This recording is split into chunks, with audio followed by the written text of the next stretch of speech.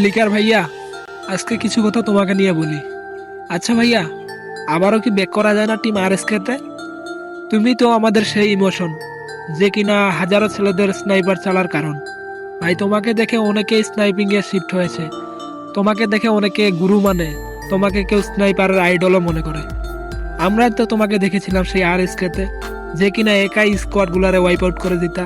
সামনে থাকতো ব্লেড কুটুস নিজাত, আর তুমি ব্যাকবনে দিয়ে কভার দিতা।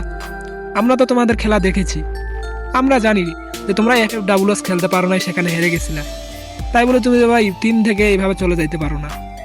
যে কোনো ফ্যামিলিতে সমস্যা হলে সেই ফ্যামিলির সমস্যার সমাধান করতে হয়, ফ্যামিলি ছাড়তে হয় না ভাইয়া। আমি জানি যে তোমরা অনেকে নিজেকে নিজের দোষ দিছিলা, দোষ দেওয়ার কোনো মানে নাই ভাইয়া।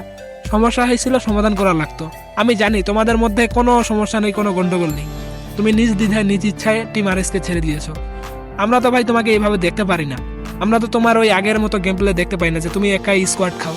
এখন তুমি যে টিমগুলোতে খেলতেছো ভাইয়া, এখানে তো তুমি সেই সাপোর্ট পাইতেছো না, তুমি সেভাবে গেম প্লেও দিতে পারতেছো না। আমরা তো দেখি ভাইয়া, আমরা ফলো করি। তোমার কি আবারও ব্যাক করতে পারো না? আমরা চাই তুমি আবারও আরএসকেতে আসো। কেন আরএসকেতে তো প্লেয়ার লাগবে না, বিষয়টা এরকম না। একজন ব্যাকআপ প্লেয়ারের জায়গায় দুইজন ব্যাকআপ প্লেয়ার থাকবে, সমস্যা কি? আমরা ভাই আবারও তোমাকে আগের মতো দেখতে চাই, তোমার সেই আগের গেম প্লে। তুমি ভাই এখন ভালো মতো খেলো ঠিক আছে, কিন্তু তোমার যেই স্কোয়াড এখন, এগুলো তো তোমার মতো হয় না, বা তুমি তাদের সাথে মানিয়ে নিতে পারো না।